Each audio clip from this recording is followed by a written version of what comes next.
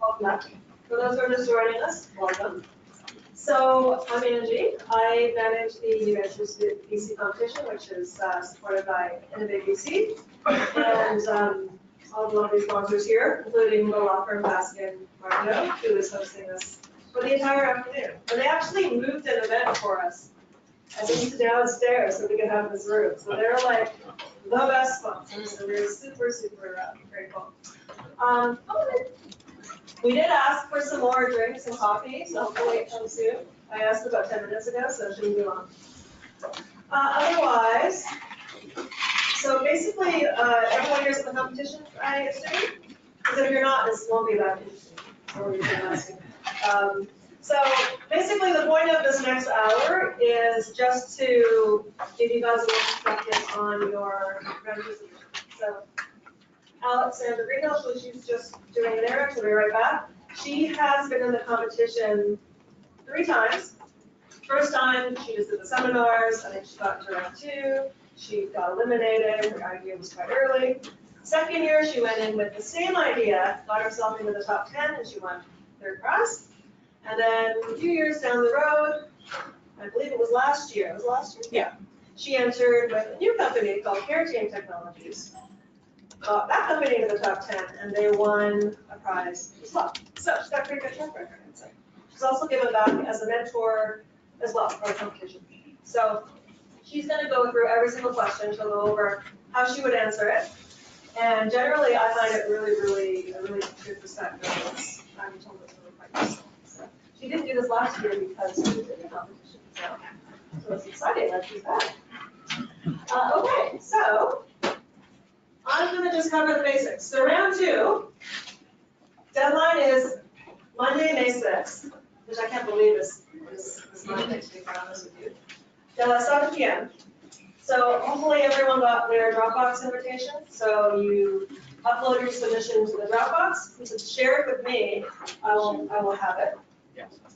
And it's easy as that. Everyone always likes to make sure they got it. So you're welcome to get me to confirm, but I also go through everything after the deadline, and if I don't see anything in the folder, I will email you and say, hey, did you need to submit? Because there's always one person that returns it. So don't worry, if I don't get it from you, I will ask. Okay, you'll get the chance to get it for if they're So I did share a video of Alex talking through the questions from 2 years ago, and many of you watched it. So hey, bravo. Great. The audience. However, we talked a lot about the Business Model Canvas in that video, because up until this year, we had required the Business Model Canvas as part of your grant submission. So we took that out this year. So there's no Business Model Canvas required. So if anyone thinks they need to submit a Business Model Canvas, of which there have been many, sorry for the confusion. No Business Model Canvas needed this year. So take that off your to-do list. So that brings us to a 5-pager. We have what's called 4 baseline questions. There's 4 of them. And we call them baseline because we want you to go over them. However, we don't want you to be formally judged by them. So the baseline questions include, I think, a discussion of your intellectual property and your team, and some other aspects that sometimes will influence the judge maybe more than it should. Because you're all early stage, we don't really want who's on your team to influence your score more than someone who's still developing their team. So that's the reason why we call them baseline. They're not formally scored, but they are there for context and information. The questions that are scored are the evaluation questions, and they're around financials, finance, competition, distribution, and market.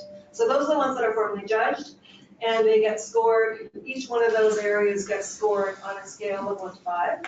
So those are all worth, I believe, 12.5% by each judge. And then we have what's called the overall potential, which is really the judge given what they feel the company is, which is worth 50% of your score.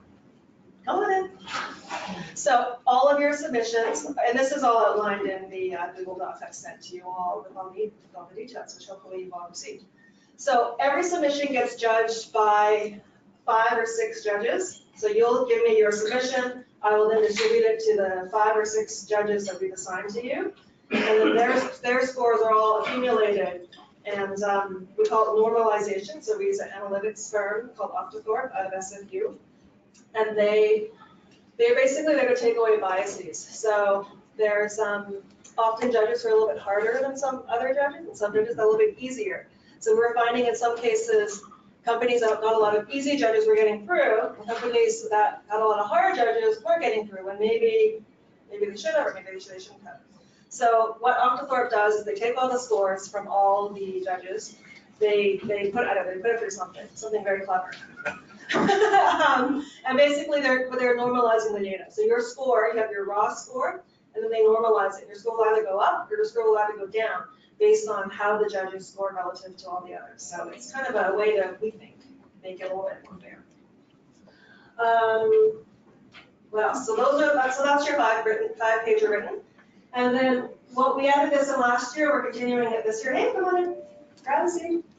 Is an optional 60-second video elevator pitch. So it's your 60 seconds for you to describe your venture on video. We gave some quick outlines of what we recommend you say in those 60 seconds. Doesn't have to be fancy. Like I would suggest good light. You can get someone to hold it against the table or use a tripod if you can, just because the picture is good. But it doesn't need to be anything fancy. Just you speaking. It's nice because we have so many entrants. We can't have a pitch around every single round. So we wanted to make sure that there was at least a chance for a judge to see the person behind the bench. So that's why we've introduced it. And I think it's really a good addition. So that's why we have it. It's not the end of the world if you don't do it. You know, something happens, you can't do it. But it is nice. The judges do really like to see that. So I would recommend you do it if you can. And it is hard getting it to 60 seconds. That's the challenge. What else? The judging criteria. So what happens after round 2? Judges are reviewing everything. I just want to explain round 2.5 a little because it's a little bit confusing. We added this round about 8-9 years ago, and we call it round 2.5 because we already had a round 3. I don't know. I tried to change the numbering this year, and I was told no. So I was like, can't we just call it round 3? They have a round 4 and a round 5? No. So basically what it is we have 190 odd companies. Not everyone's going to submit. My guess is about 170, 165 will submit. That will get cut down to 40. So the top 15 by score advance directly to round 3. So that's 15 out of the top 25. Sometimes if there's a tie, we'll let in 26, so it's basically 25. Then we'll let in, then the next 25 placing have to pitch their way into the 3rd round. So you'll get some pitch support if you want it, and then you'll pitch on, I want to say June 14th, I think it's a Friday. I'll give you the info. And you'll have the opportunity to pitch your way and be one of the 10 remaining companies that make it into round 3. So that's basically what round 2.5 is. So be ready to pitch on June 14th if you're going into round 2.5. Well, you were around 2.5 both times, right? Yes, so Alex will probably tell you how much you liked it. So round 2.5 often is a benefit because you're getting an extra round of pitch support and mentorship and practice. And it can often lead to overall greater success, not just in the competition, but your company, which hopefully it's all that. I think that's it for me. Alex is going to go over every single question one by one, because I know often people struggle with a particular question, so she'll go over it. You're welcome to ask questions throughout. Anyone have any questions on just the general structure? Yes? When do you expect that? When will we know? I don't have the date offhand, but it's, I have it written down. I can get back to you, but it'll be, I think, the end of May. So it takes about 3 weeks, I believe. May 28th. There you go, thank you, May 28th. Thank you, Bruce. Yes? 2 questions. Yes? I thought I heard you say that the business model canvas is no longer required. So Yeah. then, it is still allowed and is it recommended? If the business, you can put in a business model canvas, but it would then have to be part of your 5 pages. 5 pages, yeah. So if for some reason you answered everything in 4 pages, which is great, brevity is great, then you can add it if you like, if you think it would add value. We took it out because some judges just didn't find it particularly useful in their judging. Some did though, so it doesn't hurt.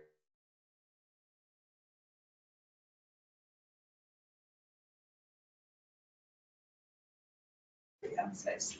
Okay, second question. Yeah. It depends on the judge. So honestly, most judges are pretty patient. If you're over a few seconds, most of them won't say anything, but I'd try to stick with it. If you're like 1 second over, 3 seconds over, probably okay. Yeah. Okay. Good question. Bruce, did you judge last year? No. No, okay. Yes? Just a reminder, maybe in the documentation, but links to external sources and all that kind of stuff, will those get clicked through or will those get ignored as part of the pitch? Often they get clicked through, but again, it's up to the judge on how much due diligence they want to do. Some will click through everything and do their own Google search. Yeah. And some will just read it So out. for example, I've got a 2-minute explainer video. Yeah, I'm gonna click, I can link to that. you could link to that, you could. I'd say about 90% now of the judges receive their plans electronically. There's about 10% who still ask for hard copy paper. So those ones probably won't click through, but you never know. Yeah. A lot of them printed and read it. A lot of them print them and read them on the plane or wherever they're going. So it's fun for them. It's entertainment for them, so they have a good time with it.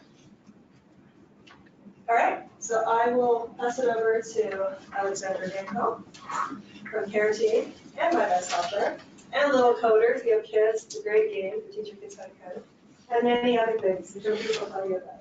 Do you want me to just click through the questions? Oh. You want to do this? No, on the top. This has to be green. Okay, thank you.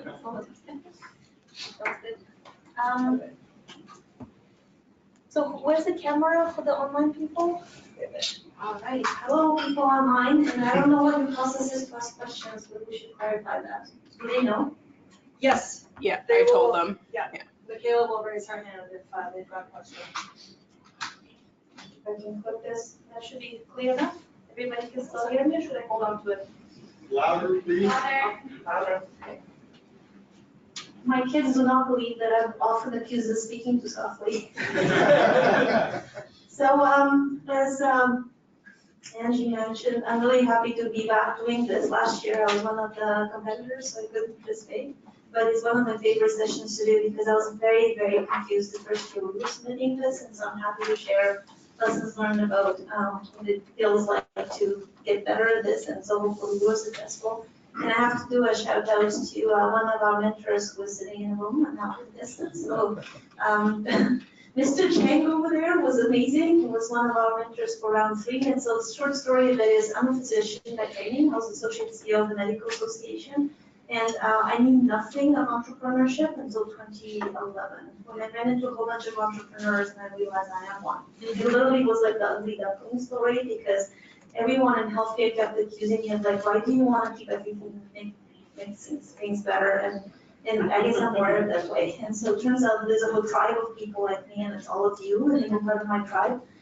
And so New Ventures BC was momentous because you used to have 10 sessions once every week. I took every single one of them. Everyone who went to these sessions is today one of the most successful sort of entrepreneur crop. And so I would just recommend you do all of the training, mentorship, and take advantage. And I ran into a thing when we were doing our artist software company over the summer. Daryl, Hutton, and Mike from, I was just jet lagged slightly, so names escaping, but Mike, come on. Was it Tippett? No. Anyway, but the 3 of them sort of met with us every single week. They made themselves available. And the first question that they asked was, do you want to win the competition or do you want to make your business better? And so my co-founder and I looked at each other and we said, both. And I said, well, then you're going to have to work 4 times as hard. And so there was this sort of, we were the only company pre-revenue in the top 10. With 2.5, with other mentors, we went to and the Olympics were sort of still alive. And so they didn't have to continue mentors, but they're like, oh, come on, in the top 10, you can make it to the podium. And so they ended up being 3rd, which was amazing because everyone else had revenue, and so we literally pitched better than I did. If you mind closing the door with this, it's loud in the hallway. So I've done this course, it gets evaluated. I'm happy to say that, strong evaluations every time, largely because you guys ask great questions, and I do try and improve it every time. So even if you watch the video, you should find this session useful. Last year, we were back with a new company, which is a digital health company, and so I've done everything from B2C to B2B, digital health, the coding game, which is a product, which is now distributed in 32 countries, and is top 5 Amazon STEM tech game for kids. And so, I'm happy to, like, there's a whole bunch of industries I don't know anything about, but I do know things about submitting your documents, and, explaining what your company does.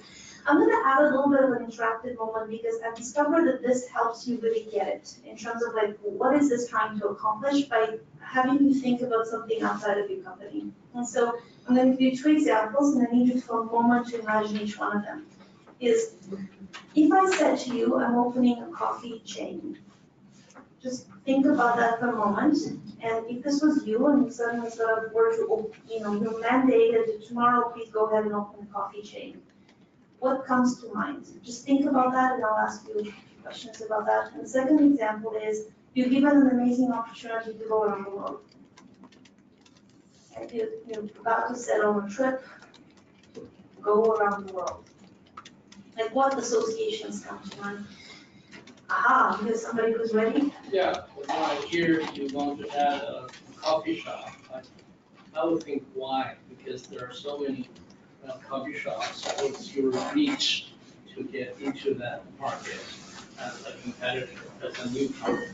That's first. Perfect, right? And so that's the sort of like, you need to think of, like the moment you say, I'm doing a business for X, this is what the other person reading a document is thinking. Of like, there's so many products and industries and whatnot, like what's different about you? And if I just said to people, I'm starting a coffee chain, and even if I said it's Canada-wide or it's global, you immediately inserting logos when you follow that sentence. And some of you are thinking Starbucks, and some of you are thinking, Dunkin' Donuts or airport coffee, like whatever your personal preferences experience, you insert that into that statement.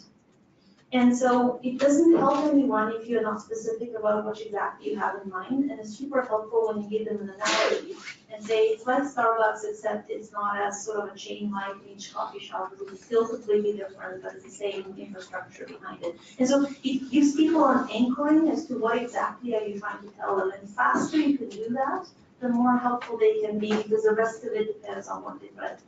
And so the second example that I found was really helpful is traveling around the world, because it could be some sort of a crazy notion of I want to go do it as fast as possible. So I will do every commercial I like air flight I can do, versus I want always dreamed on cycling the world like Rick Hansen did in a wheelchair, or raising money for charity. And so there's so many variations on the theme of just saying I'm going to travel around the world. The more specific you are, the better it is to understand.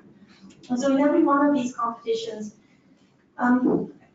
everything that's said is sort of the real instructions, but nothing's stopping you from modifying that. And so I usually personally make sure that the formal questions fit into the prescribed number of pages.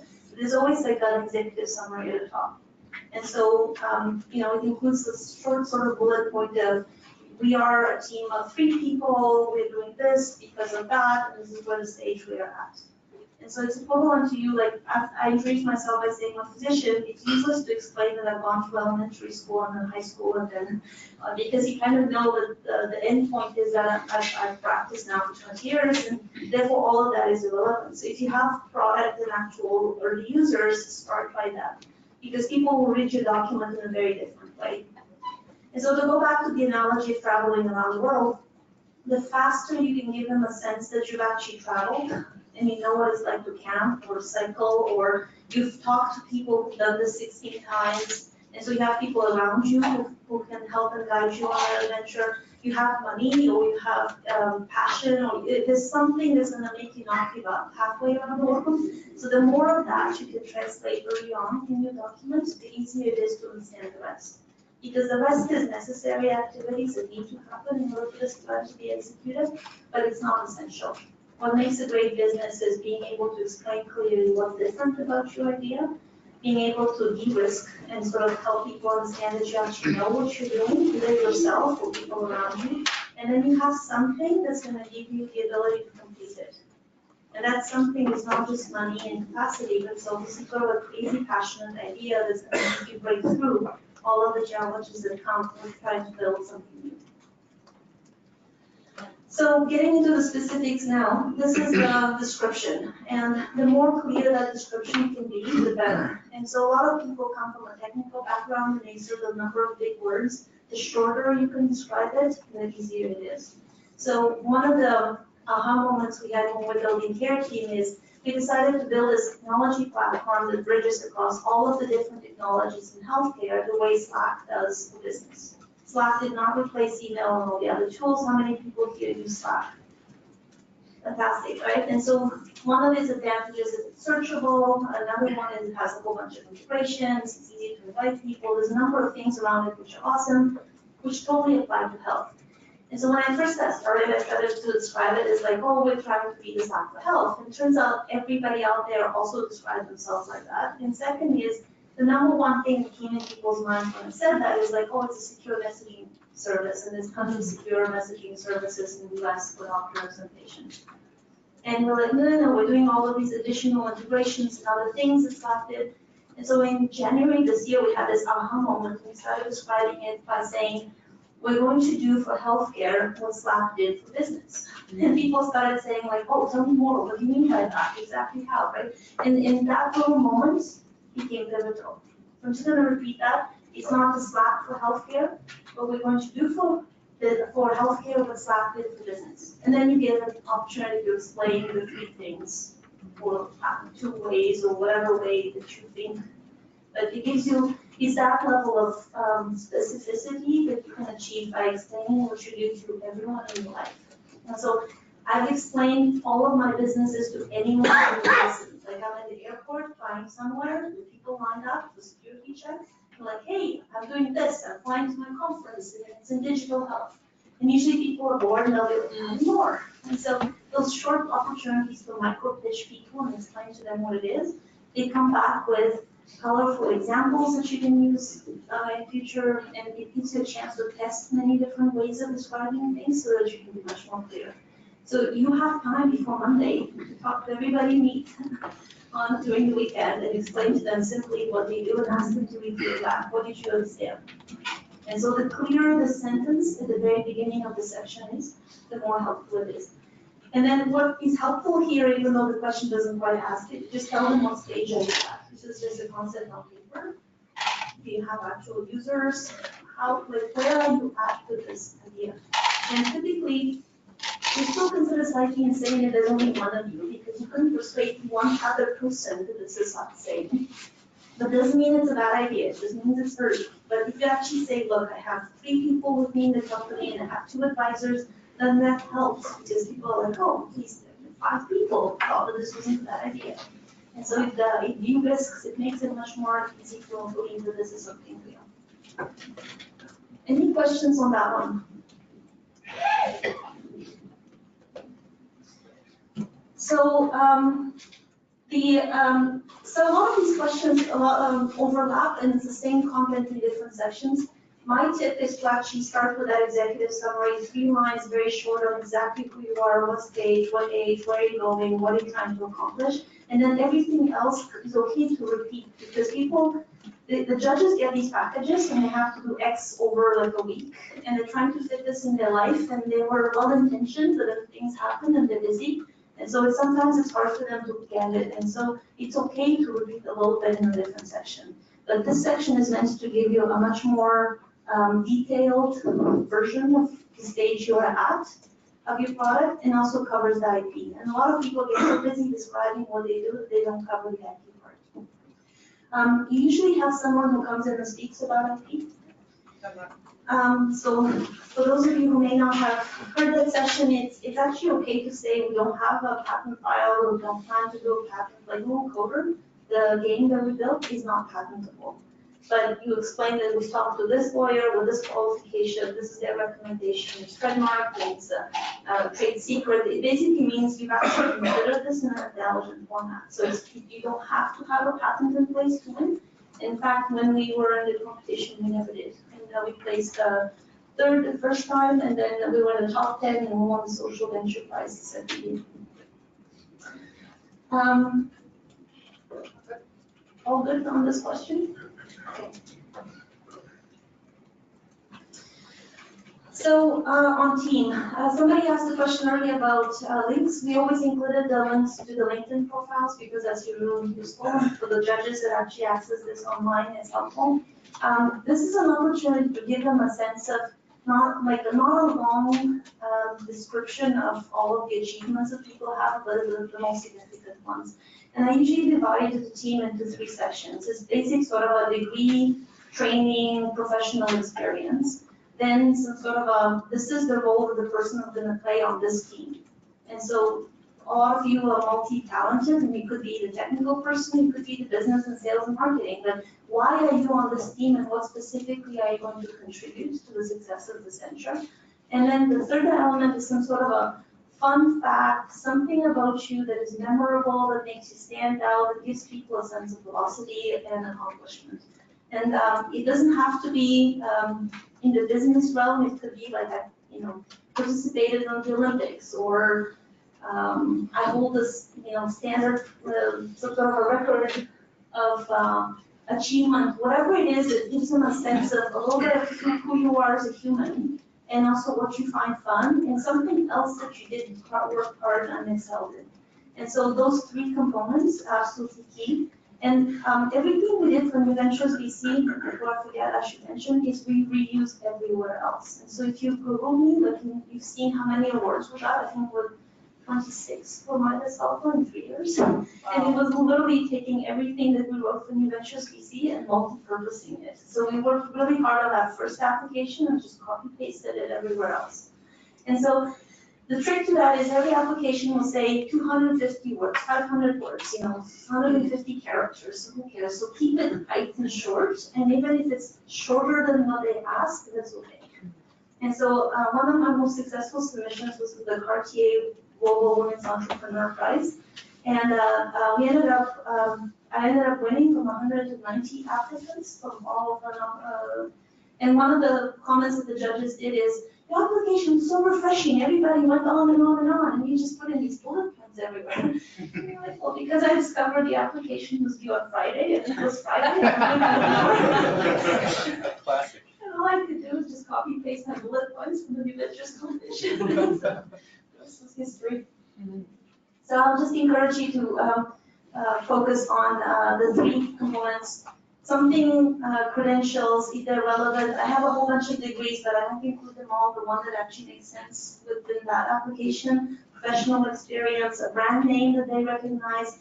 And brand names matter because there's organizations that have a reputation. And so, if you have a degree from a university that's known to be very selective, or you've worked for a company where, it's a known brand that's like, Microsoft, Amazon, it's a recognizable entity where it's hard to get in and people have incredible opportunities to learn in those jobs, then that's a brand that allows you to be credible even though people don't know you as a person. So that's helpful.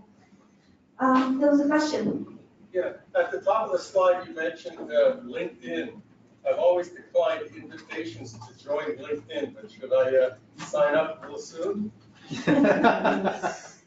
Before I answer this, I will say I hold no shares in LinkedIn or any particular personal interest in promoting that service, but I have personally found it to be very useful because it's allowed me to stay in touch with people that otherwise would have not been in touch with, who then evolved into areas that are similar to what I do now.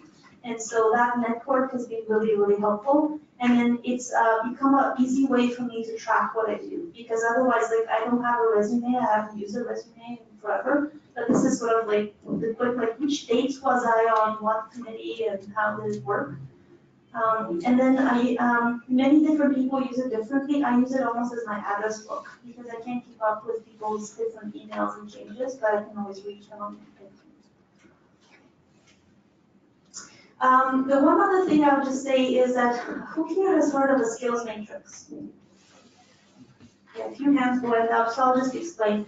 A business venture, there's almost like a minimum number of skills that are necessary in order for it to work. So in that way, it's similar to baking a cake, where like if you're missing one ingredient, the whole thing just doesn't work.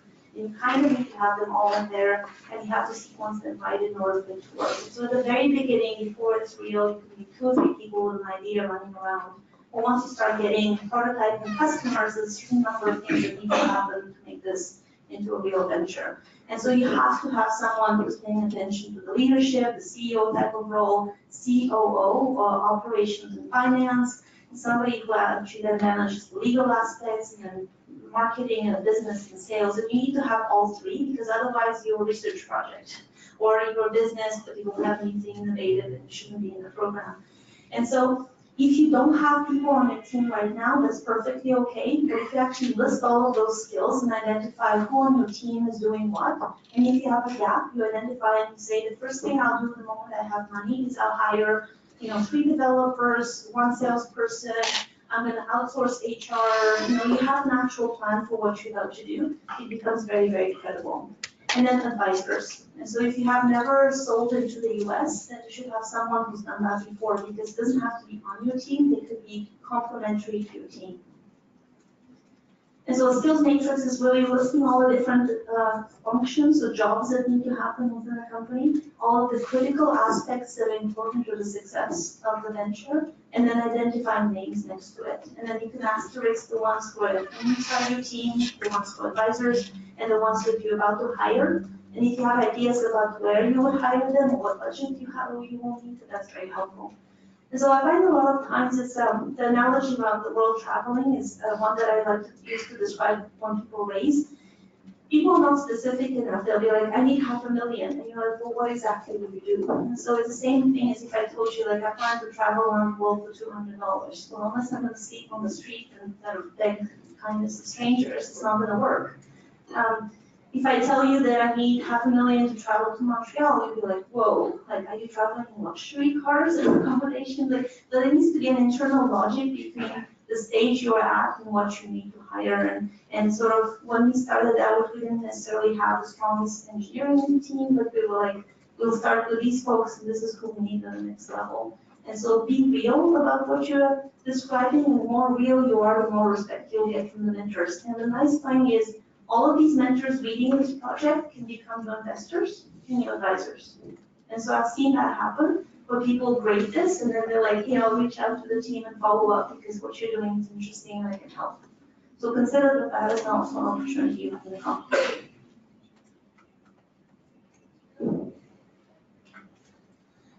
So the business plan status, this is the opportunity to show people that you've actually planned this trip around the world and have a fairly good idea of at least the first 2 legs. And so going back to that simple analogy is, if I'm traveling around the world, my initial plan is to head, across Canada or across the US or whatever I'm planning as the first leg. I should have a fairly good idea of how long it's going to take me, how much money I need, what kind of risks I might encounter and how I'm going to deal with that. I should know where I'm going next. Am I going into Latin America or Europe? How long I'm going to spend there. And that's okay to be slightly less precise because it's an unknown territory. It helps to say that I've talked to someone who's actually done this trip before, and this is how I'm going to go about it, based on their recommendation, or use a company that's similar. And so when we were building My Best Helper, which is a service to help families find child and elder care, using matching algorithms, is very similar to dating because, human to human connection and interaction. So we use a lot of data from dating as proxy. It costs them this much to get into a new market. This is their cost of acquisition. This is the type of team size they have at that stage. And so find a proxy for what you're doing and study them and make your life easier when you're planning your own business plan, but also add credibility that you didn't just pull the neighbors out of a hat, but you actually spent some time thinking about what it takes. And so that's on the key resources. We had tons, but we selected 2 or 3. I think that it's always a good idea to include something concrete and tangible that allows you to inform your assumptions. I would suggest sources need to have a date of sometime in the last 3 years. Something older than that is just not credible. And the sad part is Statistics Canada is useless. When we actually approached them, and I talked to the chief statistician and said, could you give me real data as to what's happening across Canada? And they went, oh yeah, like 2007. How is that going to help you make some predictions as to what and how we should do? The US has tons of amazing data, and the easy thing is you can just divide by 30 and approximate Canada. And in many of the industries, unfortunately, the first market should be the US because it takes forever to sell in Canada. It's easier to get a contract overseas, US or elsewhere. than it is to get one in health in Canada. So it's okay to identify areas where you need help. And so like a section like that could be is, we would love to talk more to people who've done this with that product, we've identified the following path to getting that additional information. But this section is proxy for a very specific description of essentially the first next step immediate and the one maybe after that on your way to whatever destination you're having. And so all of this needs to make sense. And so if my goal of my trip is, I don't know, to end up around the world in 90 days, and I plan to spend 70 days of that in North America, well, then it's not a trip around the world really. And so you need to have that level of consistency in whatever you're describing, because otherwise people are like, I don't quite understand that, and you just skip over it or rage you for it. All right, any questions on that before we move on? Yes. So I did extensive research before I started my venture, and a lot of it was based in personas, user journeys, a lot of user experience research, and there's a lot of documentation that captures the data. I don't think there's enough. I don't know if I could include that, just too much documentation. Should I just list the documentation? Well, not even, and so I would just encourage you to mention that, but then emphasize on, is there a market and a buyer? And so, in our cases, when we started CareTeam, is we wanted to be applicable across diseases, and so we did a lot of that across 200 chronic complex healthcare conditions. And we just listed, we said we've done user research using the ideal methodology that these design school across 200 clinical conditions in collaboration with, so one sentence, and then the rest of the business plan was much more focused on how will we make money. And that's sort of the other sort of number one issue with the pitch decks that I've now seen, is everyone spends, 18 slides describing on how awesome the technology is, or the innovation, or even worse, they describe the problem. So you have 15 slides on the problem that everyone already knows exists and agrees on. And you have 3 on your technology, and you have 1 on how would actually make money and create a team. And so the ratio needs to be completely reversed. And I didn't understand that myself, so my first pitch deck is horrible. But it got better. So market, sorry, One more quick question before we go on. So with all the slides you just showed us, which was the baseline, is that the one page? All that has to be on one page? So there's no images, it's just text, I'm guessing? Some people do whatever you images. can fit. Yeah. And so we Like use, 8-point font? no, It's okay. So you always have to remember that folks get this package and have to review it and wonder whether it gets nice in Vancouver. And most of the people reviewing you in a certain age category where bigger is better. And so we essentially, anytime we submit something, we always said, we want, if all of the applications are put on the table, we want ours to stand out as the first one that people want to start reading. Because it's laid out well, it's easy, it's attractive, there's something that makes them want to say, I'll pick this one up out of the pack. And so it's a huge challenge. Guy Kawasaki, who is evangelist at Apple, has a thin slide rule. You should look that one up. And he basically says, start on a slide with 64 or 32 size font. And so that's all you can fit in. And then that discipline allows you to boil it down to the core 7 words that describe your business, and then you can add more. But it's amazing how much you can communicate. It just takes forever to get to it. Yes? And in which section did you put the product description? I would put that in the summary at the very beginning, but here it would fit into a couple of the sections about product, the business plan. You can include it anywhere. But having a very strong, unlike competitors who blah, blah, blah, our software does for customer that, it's a great sentence to open with. So quickly on market, customer is by definition someone who pays you. A lot of people confuse this with user, who ends up using. There's a lot of software that is B2B2C, so you sell to a business who then gives it to their users. And so spending a lot of time here describing the user is not helpful. This is real clear about who's going to buy you, why they would buy you, where do they hang out, do you know how to find them, why do you think that they're going to buy you? And so all of these numbers on size, segmentation, growth, trends, and regulatory should be available when you research in the marketplace.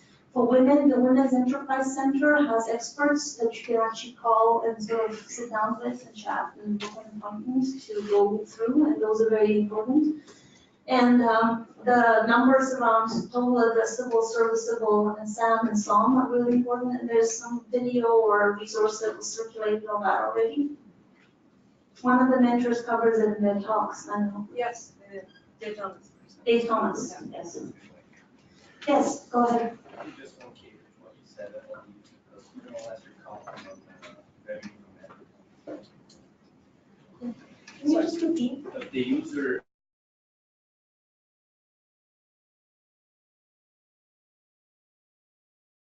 if you're counting on revenue from advertising on your website, right? Just one key. Yes, so users can be customers as well, but there's a lot of businesses that sell your customers, not your users. Yes, Just you're not paying, but still making the right product. Yeah, it's not a customer. It's not a customer, and you can just use that metric to describe it and say that, you know, you're selling to a customer who pays you based on the number of users that they onboard versus it's flat. In that case, Facebook has zero. Pardon? In that case, Facebook that makes 99% of its revenue from ads would have zero customers. Well, it has, so the question was Facebook and ads. The customer and the ad buying agencies, organizations who buy ads.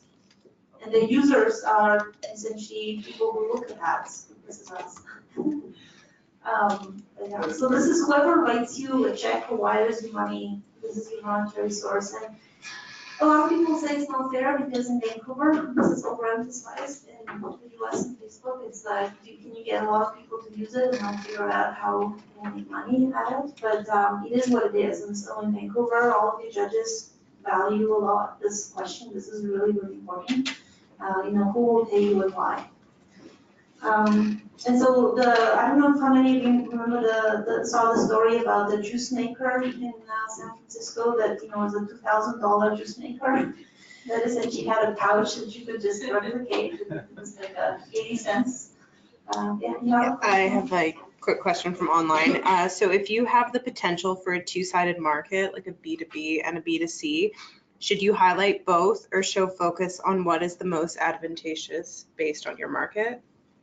Great question, thank you for that. Did everybody hear the question? It's if you have a opportunity to sell both to businesses and to consumers, should you talk about both or should you talk about one or the other? How should you handle that? And so two things is that making this too complex makes it harder for judges to rank you. And they often will sort of say, this is too complicated, it's not going to work. And so sometimes we've actually made the choice of actually simplifying everything that we do to the core because in competitions in particular, you want this to be memorable and easy to understand and keep it motivating. And so if one of those two markets is much more immediate for you and it's bigger dollars, then go with that one.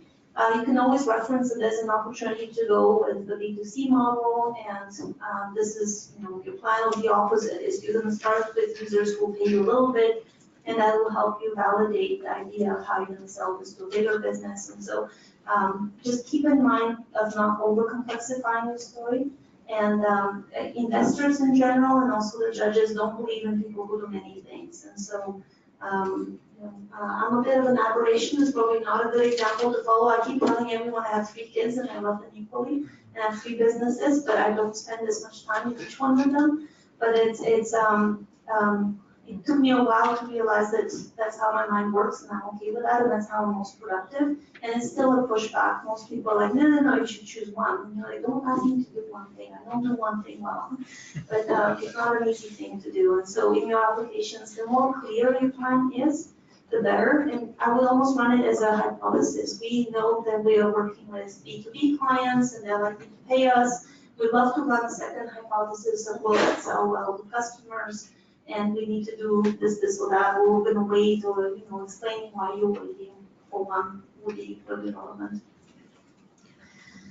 So the analogies in this space are really good, and sort of like how are you going to get to people is what is really important. And so at the end of this is one of the most important slides, because oftentimes it doesn't matter how great your invention is, if no one buys it, it dies. Barriers to market entry is really important, and there's a number of these, and people say, well, I'll be first to market. Usually not the best answer to that question, because most people go first to a market actually don't succeed in that market. And Facebook is a great example. They were definitely not the first. They had a very specific strategy of how they went about conquering markets. They went to university, only the best universities. They could implement 1 universities and then expand to the 5 nearby. They have an entire go-to-market strategy of exactly what they did. And so barriers to market entry include IP. They include partnership with big vendors that you're best friends with, and they will distribute you. And only people who use Microsoft, can use your products. It's some sort of a structural nature of whatever you're doing. It becomes harder for other people to adapt to. And so whenever you answer these questions, I find that people sort of focus on the first 2 or 3 bullet points and they forget to do the full answer. So make sure that you include a sentence in each one of those bullet points. Okay, Yes. I have another question from online. So for the buying process, do I use my specific situation, or do I just talk about the problem recognition, information search, or decision making? It's a very specific question about exactly what to include in terms of the description of the buying process. I wouldn't go too detailed in that section, but if you want to give a sense of, I don't know, I'm selling a motorcycle that's perfectly primed for women cyclists, and I'm planning to find them, they're the, retired generation. Like, you need to give people a sense of, as real as you can, of who is your most likely buyer. Where are they, and what is their decision making, and everything you know about what and how they're doing, because that gives you a very real sense of have you researched this enough versus like I'm building something and everybody's gonna buy it, because it doesn't start with everybody. It starts with one group that says we adopt you, and if it's the right group, then it's really easy for everybody else to adopt. Yes. How would you balance vision versus simplicity? So say you have an idea and this can become this, and then this will do this, and this will do this, and this, and this, which shows a vision, a grand big piece to it. But then we're also talking about not trying to lose our audience member, our reviewer by getting too complicated. Thoughts on that? Great question. So the question was like, do we go with vision versus reality versus sort of immediate step? And I think it's a really important choice, and I wish that people in Canada were more open to embracing the big vision. The number one thing that I was told when we started CareTeam is that, spend the first 3 years focusing on BC. And then after BC, go to, the prairies and sort of like go regionally, and you're like, well, wait a second, but nowadays you can open shop and sort of have an international business. And Seattle is way bigger of a market than Manitoba. So why would you? And so the choice you make is by going with the story that you like most. And then it attracts a universe around you who believes in those things, which may not be mainstream. And I wish it was more mainstream, but it's not. And so, 2.5 years later, we have a US subsidiary, a UK subsidiary, we're doing business in Sweden, and we just got invited to Switzerland. And so there is no reason why you can't go for the vision. And when I go to San Francisco, they always ask me, like, thinking big enough. And here they're like, whoa, And so, you need to make, it's a riskier choice to be ballsy. But I think enough of the community around New Ventures BC is starting to be much more open and accepting of these ideas. There are companies who have blazed the trail. So Digilon went into 3 countries the first year, and then 12 the second, and so enough of these situations exist around town that if you're actually serious about the description of exactly what you would accomplish, I would encourage and say we aim to be this. But in the first year, we're planning to do this, this, and this. So you have an ability to indicate a solid grounding in reality while demonstrating vision. And I think the reason why we ended up 3rd out of 10 the first year we applied was because we actually shared that big idea and the steps of getting there.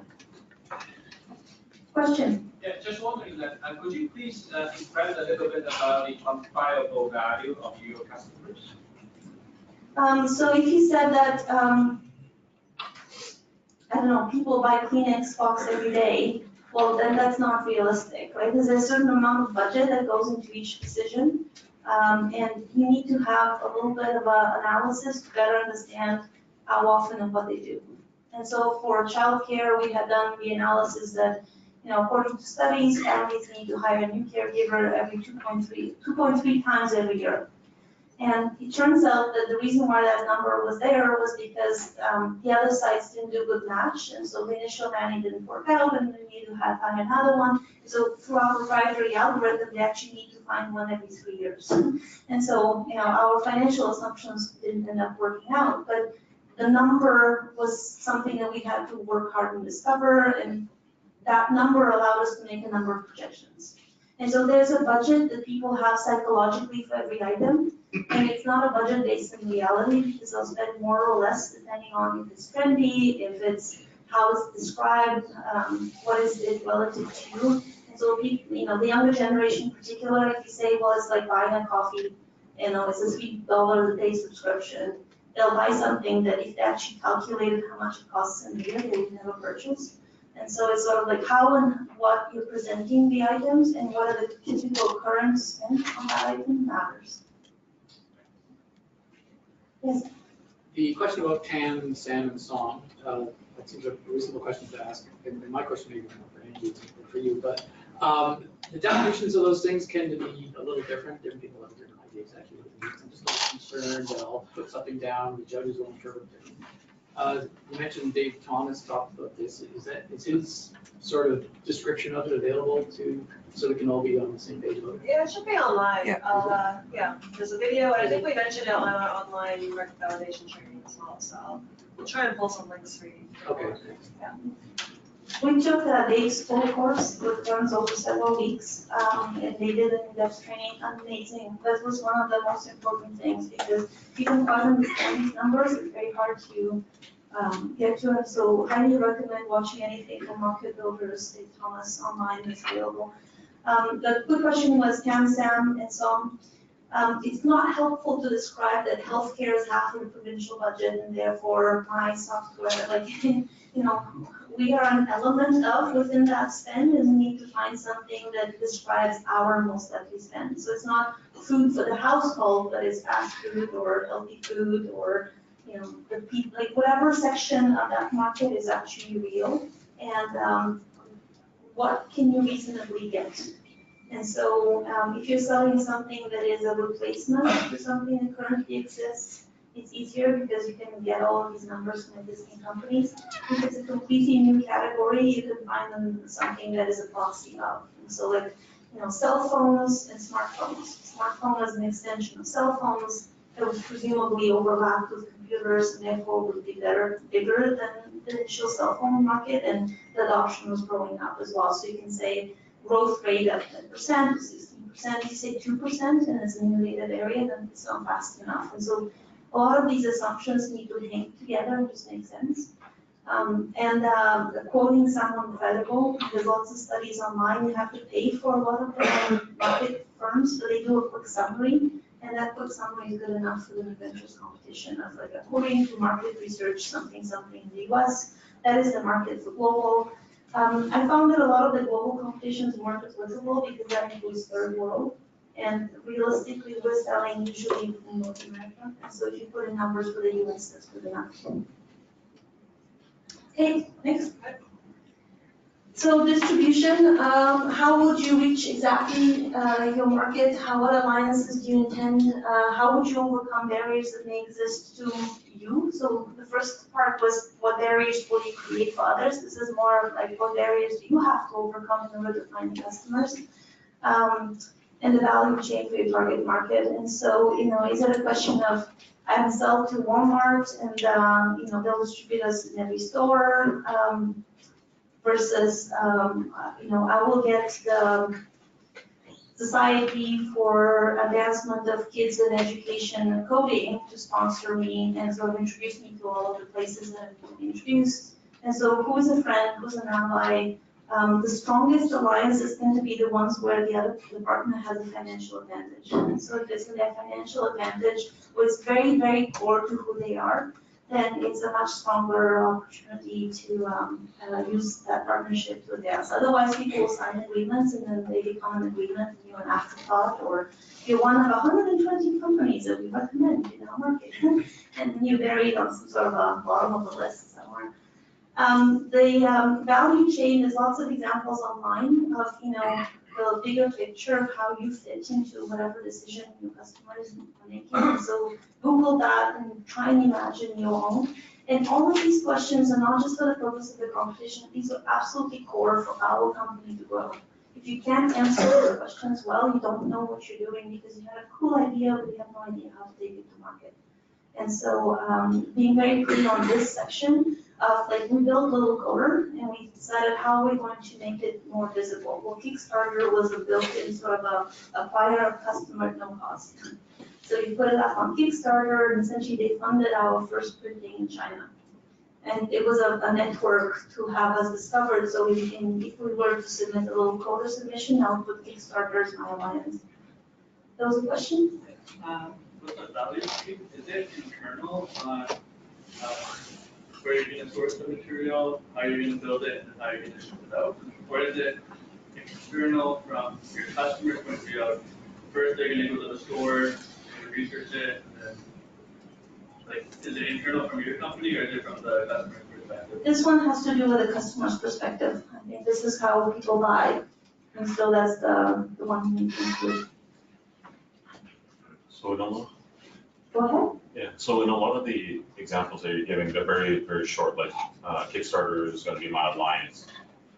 In your submission, did you go into details to describe why you would be interested in being a partner and why that alliance is important? Because then you can, the challenge that I personally have is how much of that information do you share that's actually relevant?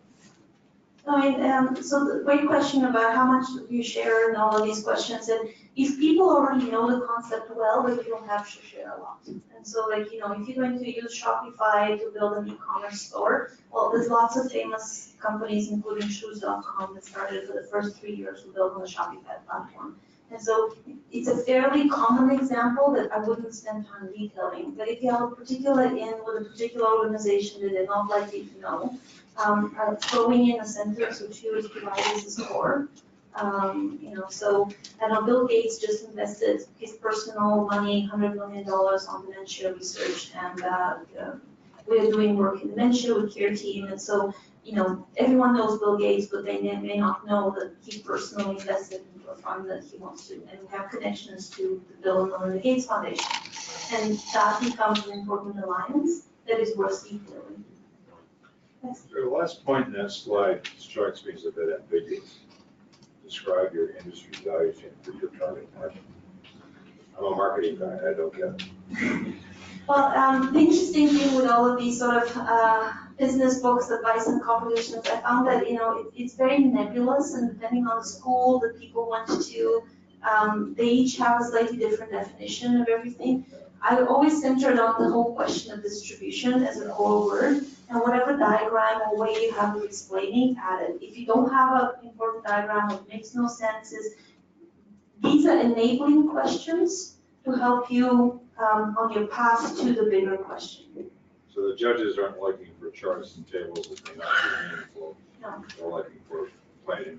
But they do have an index of how they're supposed to rank this with suggested bullet points. And so, the question on IP earlier, it's one of those person has an IP strategy, and you get points for that. And so in this case this last question essentially means, have you thought about your ecosystem? Who else is in it before you and after you, and how you fit into that? And if you don't have a good diagram for a specific value chain, including a sentence or two about your participation in it. And so Care Team is built to integrate across silos. I would be remiss if I didn't mention that each hospital has a major electronic health record, but there's only 4 of them. The acronym is ACME, Allscripts, Cerner, Meditech, Epic, right? And so people who've never worked in healthcare would find this information useful because it gives them a sense of there are 4 big players, it's not as fragmented as I thought it was. Good. Next question? Competition. So number one sort of fail that I see oftentimes people do when they're presenting their companies is say that no one else does this. And what an investor hears is that it's not worth pursuing, or it's not a big enough market, or you haven't done your research. And so, please list your competition. If you have a big, strong competitor in that space, it's actually awesome, because it validates that, someone else is seeing this opportunity and running after it. They can have a very different way of interpreting the problem. They may see the problem, but their solution may not be very good. And so all of you who raised your hand about using Slack, how many of you have used HipChat?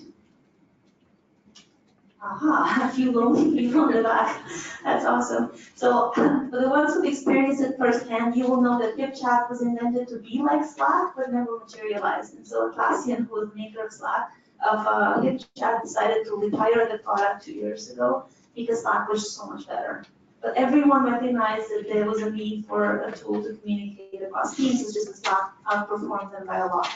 And Atlassian is this massive, really successful company who builds a lot of tools that developers use, because every developer I know writes Jira and Confluence and all the other tools that they're using. And so they already had an install with the exact target market that Slack went after, but their product just didn't work the way it needed to work in order to be successful. So don't be afraid of describing a competitor.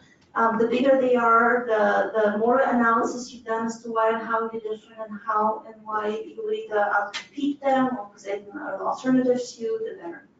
What Question? if they're in another continent, in a different country? Perfect. Question was, what if they're in another continent? That's great. Nowadays it's a global world, and so a lot of companies start in Germany or in UK or China. We should mention that. Yeah. It just means that you've scanned wide enough and you know the space. There was a question in the back. Can you explain what is non-adoption mean? The bottom line, how do you overcome non-adoption? Oh, What is non-adoption? Adoption is, you have a child from the first row and adopt them, right? But you don't adopt. that's a great question. So non-adoption, how many of you here have a Fitbit or equivalent? How many of you still wear it or use it on a regular basis? Right? And so that's non-adoption, right? It's like you made a purchasing decision, you thought it was a really good idea, but you ended up not using it. And so the biggest problem for the companies is not actually to develop something intelligent, to distribute it, to actually get people to buy, but to actually get them to renew the buy. And so non-adoption is if no one's using your product, it doesn't matter how well you did. Does it mean return? Both return and lack of renewal. And so it's all these apps that you downloaded from the App Store that you thought was like, oh, I'm gonna play that game, I'll use this app, and then you never do. And so that's the story of all the, there's 200,000 apps in mHealth, and most of them are not used. Like there's like 30 apps that people actually use. And so the non-adoption hits everyone else who started out with a good idea in the space, and they often had investors and they worked really hard, but they didn't figure out how to get adoption. Yes. I struggled with the competitive matrix. So my product competes against other companies, but also against other tools. So in theory, I'm competing with pencil and paper. That seems like a poor use of that matrix. Or are you looking for companies specifically that you're competing against, as opposed to alternatives to your technology? Great question about, is the competitive matrix about companies that you're competing against, or is it someone that is the current sort of method that people solve the problem? And we've had this problem with myself, for example. Most families, there were sites available where you can go online and find a nanny, but most people still first ask all the neighbors that they know and sort of all the friends and say like, hey, I'm looking for something, can you find? And only when they didn't find something would they go online. And so I would usually include that as a sentence and say the most common method is. In my current company, somebody would say, we didn't know the healthcare space said, like, this problem must have been already been solved. Don't you use like email like everybody else? And they're like, well, no, in healthcare we still don't. And they're like, it must be a technology. And I said, it is. It's called facts. And so we acknowledge the status quo as the first sentence and say most of my customers still use pen, verbal, pieces of paper that are printed out in facts. Okay, so you wouldn't include it as one of your columns when I'm trying to say the market share of pencil and paper. Yeah, because the matrix is meant to say, companies like yours, who's selling similar products to the same customer, what and how are you different? And usually those matrices, that's one of the things that we got from presenting at around 2.5, which was brilliant and I still use, is the competitive matrix that has all of these columns of everybody else in your space and all these X's and sort of, you are in the far right with green check marks on every item and everybody else is with a big red. Or you put yes, yes, yes, and then everyone else is a no. Hitachi primes investors at a neurolinguistic programming level to tell you no at the end of the presentation. So remove all the X's and the no's from that matrix if you're going to use that. You just want the check marks. And everyone else is left with an empty space. That's some case that people will confuse. So a lot of people will say, you know, Google Hangouts, Skype, other video communication solution, and they'll rank them on reliability, some quality of sound, quality of image and whatnot. And then whatever one you have, you would sort of checklist it as a green checklist and everybody else gets a big red X or it gets a no. Well, if an investor looks at that sheet, the only thing that jumps out at them is all the no's and all of the X's. And so that was one of the feedbacks from the round 2.5 judges. So we now don't just leave them blank, put the yeses on whatever you're doing and choose the categories that the customers actually care about. Question? I'm sorry, what about just like red, orange, green? Is that still discouraged? Well, you can, but you know, that slide, the more complicated it is, the more it invites people to argue with you about like, I don't like it, or I agree, or I don't agree. And so I find that the feedback again from round 2.5 judge, we don't use that type of matrix at all in our slides now. We use the 2 dimensions that people care the most about. And so everything else could be a pre-existing must-have because everyone in the industry has that as a given. And so, you know, having privacy, security, regulation, meeting, you know, like a whole bunch of these design principles will follow a given, like everyone has that. What are the 1 or 2 aspects that your customers care about that are fundamentally different? And how are you positioning yourself based on that? And can you identify a blue ocean, so almost like a square in which you're top on both of those parameters, and ideally you have 1 or 2 companies in that space because they're similar to you and you're just better than they are. And so it's, you know, affordability, ease of use, you know, this was Slack and HipChat, would be, you know, how fast it is to learn it, and how well does it integrate with all the other tools. That becomes the 2 dimensions that actually matter.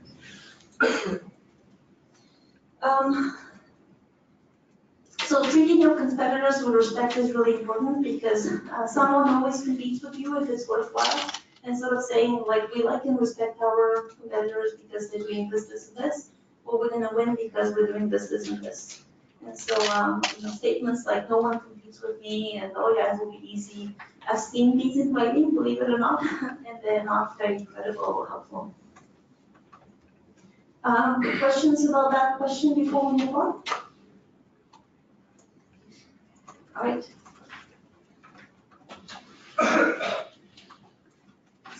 So financial question is really, really important. That goes back, the easiest way to remember this is it needs to be as clear as me coming to you and saying, please help me fund my trip around the world. It needs to have the specific of, you know, what money you spent today. That's a fairly easy question to answer, but how much money do you actually need and what could you do with it? For those of you who've ever done home rentals or sort of building a house, another analogy would be if you came and said, like, I want to build a house and I need, you know, $100,000 and I'll hire 3 people and we'll be ready in 3 months. Everyone kind of knows that you haven't done your homework. The more specific you can be about this is like, compared to the housing market in my city, Vancouver, it's hard to find workmen. I'm gonna have to assume that I have to pay a premium. Like all of these sort of have you thought, will you plan for what you actually need and how would you spend it and what would you do differently? And so this is a little bonus point is the way the value would go about this question is slightly different. Here we sort of say is I have an account that has X much of money. I can raise, you know, 300 because everyone else around me is raising 300,000, and therefore I'll allocate that 300,000 to spend this way. In the valley, they'll be like, well, how much money do you actually really need? And so if I came to you guys and I said, I really need $100,000 to travel around the world, but by doing that, I'm gonna stop in every school and I'll tell them how amazing Canadian entrepreneurs are and that they need to come and sort of collaborate with businesses in Canada. Like someone will be passionate about this. They'll be like, $100,000 for a trip around the world for you is a lot of money, but I believe in what you're trying to accomplish. And so don't be afraid of budgeting from where you are right now. I would just say is like, where would you like to accomplish and how much money you need? And if your plan hangs, there will be people who will fund you. And sometimes you need to go abroad to find people who write the first check and then come back and everybody here will follow. But I would just encourage you to think about your idea is so great. How can you identify what you actually need to make it ubiquitous in whatever market you decided to be in? Yes. You mentioned it, but it doesn't actually ask.